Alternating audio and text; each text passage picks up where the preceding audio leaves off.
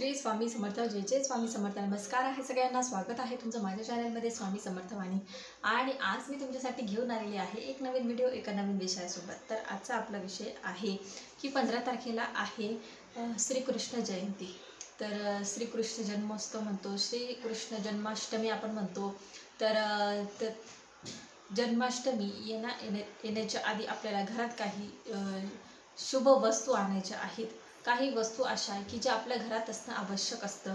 तर त्या वस्तू जर आपल्या घरात असल्या तर त्याने आपलं नेहमी चांगलंच होतं आणि त्या गोष्टी असणं तेवढं महत्त्वाचं सुद्धा असतं। तर त्याबद्दलच आज मी तुम्हाला सांगणार आहे की कृष्ण जयंतीच्या आधी आपल्याला आपल्या देवघरासाठी कोणत्या वस्तू आणायच्या आहेत। वास्तुदोष, नजरदोष किंवा संतान प्राप्ती, तर या ज्या काही गोष्टी आहेत या त्या गोष्टींवर म्हणजे अवलंबून तर नाही म्हणणार मी, पण काही गोष्टी म्हणजे ज्या मी गोष्टी तुम्हाला आणायला सांगणार आहे, वस्तू आणायला सांगणार आहे, तर त्याचा काहीतरी संबंध आहे या गोष्टीसोबत। म्हणूनच तुम्हाला जर आणल्या गेल्या तर नक्की आणा, नाही जरी आणल्या गेल्या तरी काही हरकत नाही। तर सगळ्यात आधी आहे बाळकृष्ण। तर आता असं कोणतंच घर नसेल की ज्या घरात बाळकृष्ण नसतील, पण तरी असे काही घरं असतात की त्या म्हणजे एखाद्या वेळेस जर सासू सुना वेगवेगळ्या राहत असतील तर सासूकडे राहतात सगळे देव, सुनेकडे सुनाचा विचार करते की नाही सासूकडे आहेत ना मग काय घ्यायचं, पण आपल्याकडे बाळकृष्ण असावा, बाळकृष्णाची मूर्ती आपल्याकडे असावी।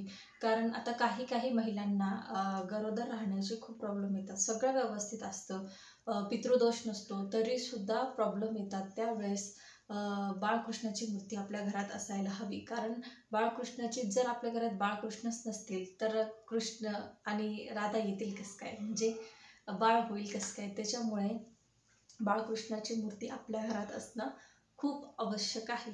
आणि संतान प्राप्तीच्या ज्या काही सेवा असतात त्यासाठी सुद्धा बाळकृष्ण हे खूप महत्त्वाचे असतात।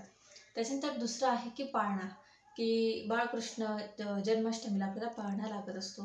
तुम्हाला जर घरच्या घरी तयार करता आला तर नक्की करा, पण नाही झालं तर एक तुम्ही अगदी म्हणजे चांगला नाही म्हणणार मी, तुमच्या सोयीनुसार तुम्ही पाळणा आणा।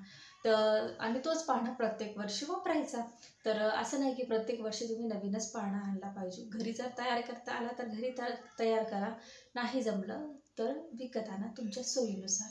त्याच्यानंतर पुढचं आहे की बाळकृष्णाचे वस्त्र जे असतात काय ते तुम्हाला आणायचे आहेत। आता खूप महाग भेटत नाही, 25 रुपये, 30 रुपये, 35 रुपयेपर्यंत एखाद्या वेळेस भेटेल।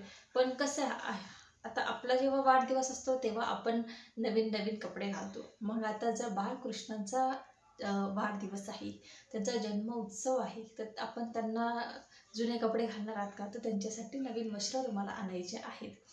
तर त्याच्यानंतर तुम्हाला बाळकृष्णाची मूर्ती जी तुम्ही घेणार आहात ती अगदी व्यवस्थित बघून वगैरे घ्या, म्हणजे भरीव पाहिजे, छोटी जरी असली तरी चालेल पण भरीवच मूर्ती तुम्ही बघा। त्याच्यानंतर पुढचं आहे मोरपीस। मोरपीस सुद्धा आपल्या वास्तुदोष म्हणा किंवा वास्तुशास्त्रानुसार मोरपीस घरात असणं खूप शुभ मानलं जातं। म्हणून आपण आपल्या देवाऱ्यात किंवा आपल्या घरात जे मोरपीस आहेत ते असलेच पाहिजे। आपण ज्या दिशेने झोपतो त्या दिशेने आपल्याला निदान त्या भिंतीवर तरी 2 मोरपीस असे लावायचे आहेत। तर तुम्ही 7, 9, 11 तुमच्या इच्छेप्रमाणे तुम्ही मोरपीस आणू शकतात घरामध्ये। देवाऱ्यात ठेवायचं तर देवाऱ्यात ठेवा, नाहीतर जिथे तुम्ही झोपतात किंवा मुलं अभ्यास करतात तिथे जरी तुम्ही मोरपीस ठेवले तरी चांगलं।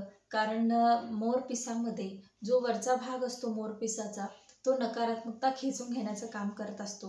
म्हणून घरात मोरपीस असायलाच हवे। आणि त्यासोबत राधाकृष्णाची मूर्ती किंवा फोटो जे काही असेल ते सुद्धा असायला हवं, म्हणजे मूर्ती म्हणा किंवा फोटो म्हणा। कारण राधाकृष्ण हे अगदी आपण म्हणजे असं आपल्याला माहिती आहे की त्यांचं प्रेम खूप अमर होतं आणि त्याच्यामुळे राधाकृष्णाची मूर्ती जर किंवा फोटो जर आपल्या घरात असेल तर नवरा बायकोचं नातं हे सुद्धा अगदी राधाकृष्णासारखंच होतं। त्याच्यानंतर पुढचं आहे गाय आणि वासरूची मूर्ती। तर गाईला आपल्या याच्यामध्ये खूप मान्यता आहे, आपण गाईची खूप पूजा करत असतो। पण आजकाल कसं झालेलं आहे की गाई म्हणजे असं सहजासहजी अंगणात येत नाही, गल्लीत येत नाही, अगदी नैवेद्यसुद्धा द्यायचा असला तर गाई कुठं भेटत नाही। म्हणून तुम्ही घरी जर गाय आणि वासरूची मूर्ती जर आणली तर रोज तुमच्याकडून त्याची पूजा होईल आणि तुमच्या घरामध्ये सगळं चांगलंच आणि चांगलंच होईल. आणि कृष्ण जन्माष्टमीला सुद्धा आपण बाळकृष्ण जे आहेत त्यांच्यासोबत आपल्याला त्यांची सुद्धा पूजा करायची आहे, कारण ते गोवर्धन आहे. तर त्यांना गाई अतिशय प्रिय होते. म्हणून आपल्याला आणि त्यासोबतच दिवाळीच्या वेळेस जेव्हा वसुबारस असतं त्यावेळेस सुद्धा आपल्याला पूजेला ती मूर्ती लागतेच. म्हणून छोटी का होईना तुम्ही गाय आणि वासराची जी मूर्ती आहे ती तुमच्या घरी घेऊन या. तर अशा पद्धतीने या काही थोड्या वस्तू होत्या की ज्या तुमच्या घरासाठी शुभ असणार आहेत. तुमच्याकडे जर असतील तर नका आणू आणि नसतील तर आणा. पण तुमची परिस्थिती जर नसेलच तर नाही आणल्या तरी चालतील. पण या गोष्टी आपल्या घरामध्ये किंवा या वस्तू आपल्या घरामध्ये असणं तेवढंच महत्त्वाचं आहे. तर अशा छोट्याशा माहितीसोबत भेटूया पुढच्या व्हिडिओमध्ये. श्री स्वामी समर्थ. जय जय स्वामी समर्थ.